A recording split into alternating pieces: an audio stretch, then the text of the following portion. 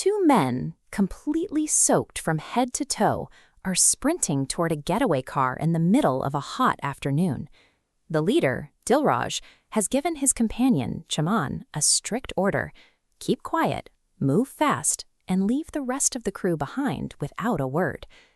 To understand why they are abruptly abandoning a water park in dripping wet clothes, we have to look at the state of this team just 24 hours earlier. Dilraj was engineering a pivot. If his crew saw the cracks forming in the mission, the entire operation would fail. He needed to change the atmosphere before the pressure became visible.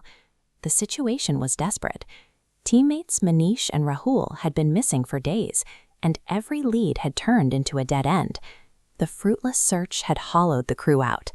They were sleep-deprived, physically drained, and reaching a point where they could no longer function effectively.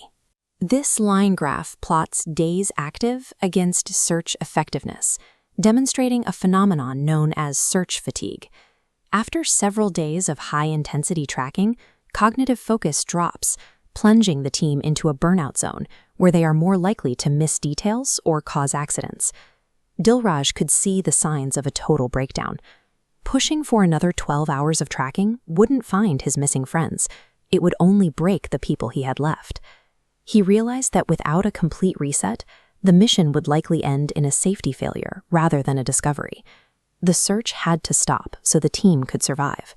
He made the call to halt the investigation and announced a surprise trip to a nearby water park. The crew initially resisted, too tired even for fun, but that exhaustion quickly turned into genuine euphoric relief as the reality of the break set in.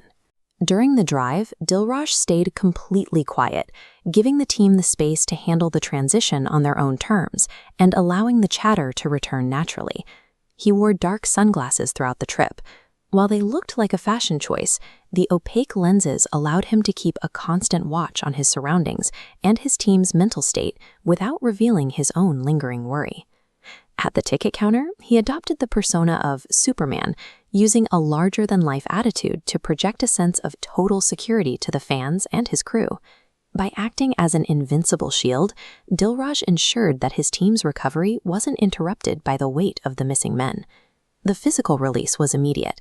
The team spent the afternoon on the largest slides, replacing the search's silence with the noise of the park. They eventually gravitated toward the kiddie pool, splashing around and acting like children, a clear sign that the psychological pressure was finally lifting.